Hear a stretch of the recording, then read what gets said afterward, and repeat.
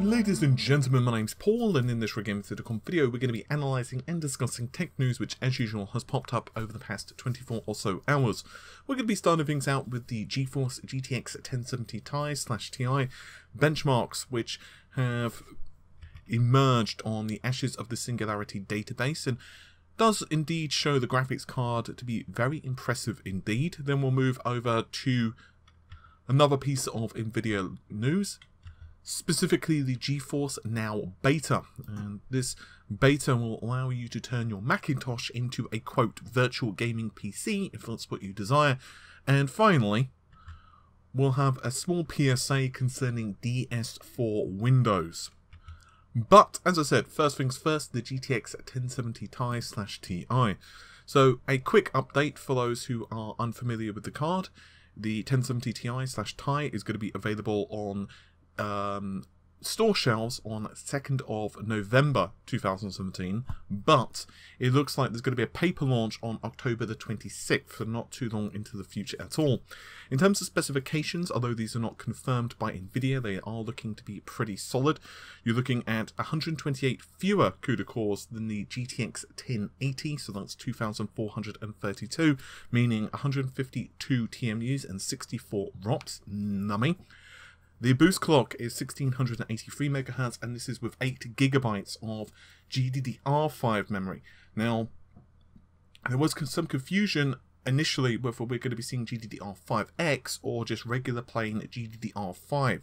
If it was 5X, there's a possibility it was going to be running at 9 Gbps, but from what I'm hearing, this is very unlikely at this point. One of the whole purposes of the 1070 Ti is to basically gobble up the 1080 cores, which either are just very slightly damaged, so they don't quite make up the full GTX 1080, but they are also much better than the 1070, and also because of the price difference between the R5X and regular R5.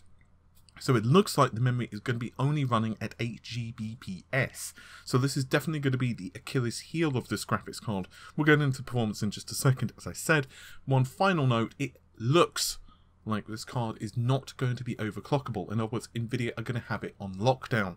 How this works, if we're going to be seeing some AIBs with a small increase, so in other words, you can very slightly tweak it, whether it's going to be adjustable via BIOS modding, whether AIBs are going to have factory overclock variants at all. A lot of this is just simply speculation on everyone's part. No one knows exactly. Anyway, let's get to the main crux of the matter, shall we? And that's the GTX 1070 Ti scores in Ashes of the Singularity.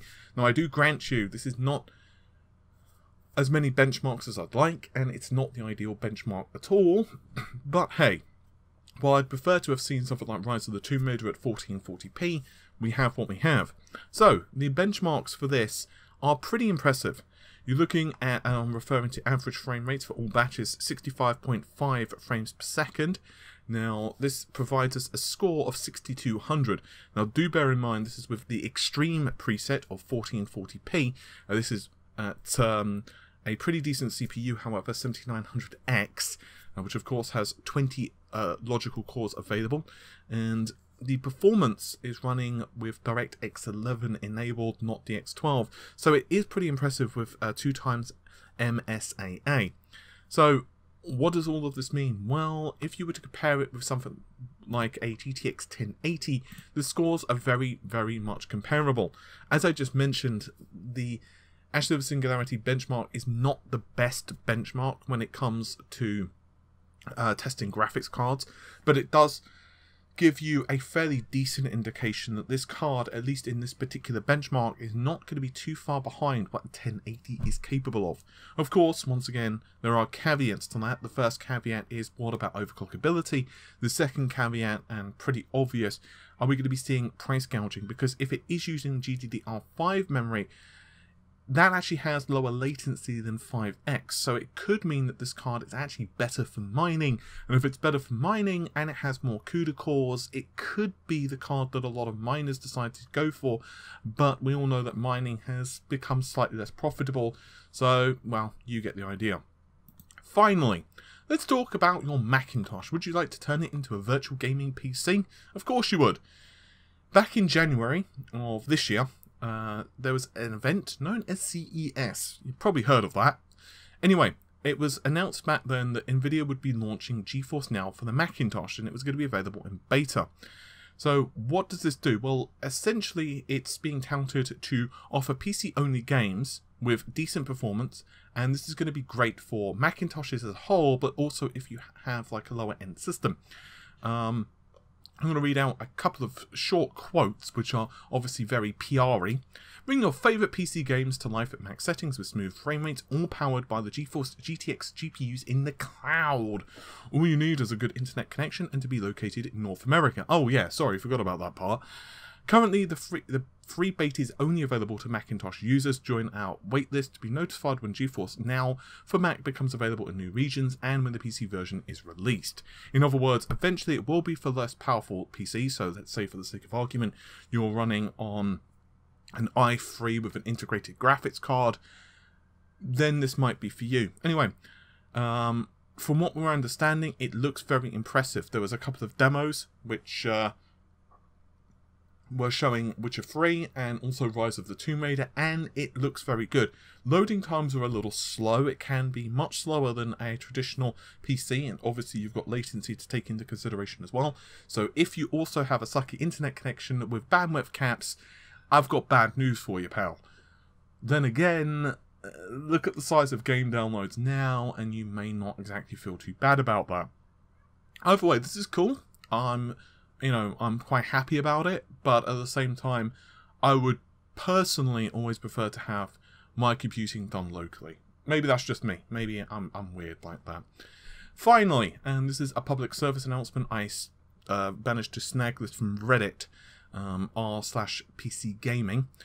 So, if you have been a PC gamer for any number of years, especially since the PlayStation 4 has been out, especially if you're a PS4 owner, one of the really nice little tools available, utilities, is DS4 Windows.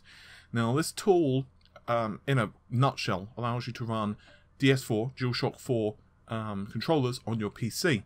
Now it's not just that, it also allows you to essentially emulate the functionality of an Xbox 360 or an Xbox One pad, and basically hide the fact that you're using a DS4 controller from the game itself or application.